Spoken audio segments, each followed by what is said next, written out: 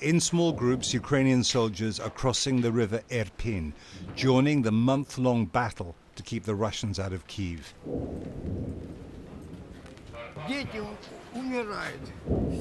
It's bad, said Pavlo, one of the last civilians leaving. Children are dying, everyone is dying.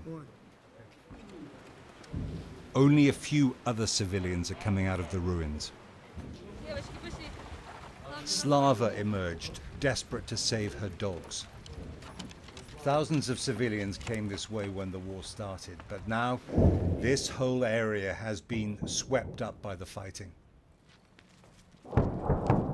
Ukrainian troops have broken all the Russian ground attacks here so far, so now Moscow's men increasingly are using the weapon they trust most: heavy artillery.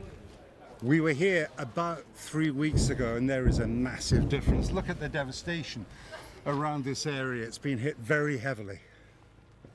The shelling makes all movement here dangerous, so the command posts are underground. The Ukrainians say the Russians have only a toehold in Irpin. Outside, they've been pushed back. You say they can't get into the city. Why is that? Apart from your own resistance, what do they lack? Commander Oleg said the Russians don't have the combat power, his men are hitting their supplies, and in Kyiv there'd be armed citizens shooting from every window and door. They know the Russians want to break their will to resist. Among the men here, one who came home to fight after 25 years in Britain. Everybody fears for their lives, but most important, it's a freedom of our nation and future of our nation. What should the British do? Thanks a lot to British, they helping a lot, and I believe they can support us not only with weapon, but with good political decisions to help to stop the war. He came over with Shane Matthews, a former British soldier who's joined the war as a medic and a sniper. He says this is the worst he's seen. I have seen a lot of civilians killed, yes. We witnessed a car with 4 people in not 10 days ago get blown to pieces. It was an entire family evacuating from the city behind us. It took a direct hit from a 155mm artillery round. So nothing left? Nothing. No. You could have swept them up and put them into a bin liner. On the road to Kyiv, which the Russians have tried repeatedly to seize, the forest either side is burning from the shells. Back in the city's center, more volunteers were waiting to be transferred to the long fight in and around Irpin. It was quiet, a little tense. They knew what would be waiting for them. Katrin had a few minutes with her son. She's a sniper.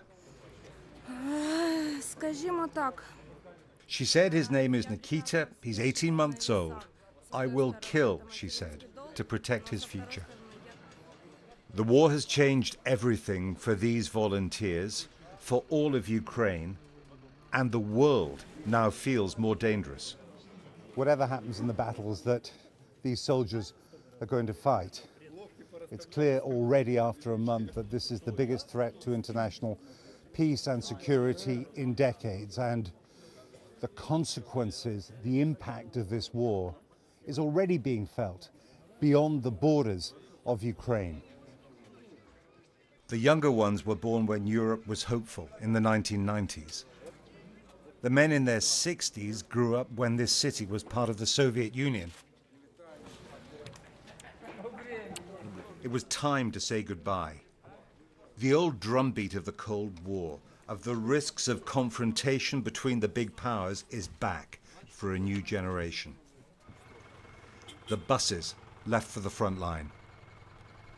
Jeremy Bowen, BBC News, Kyiv.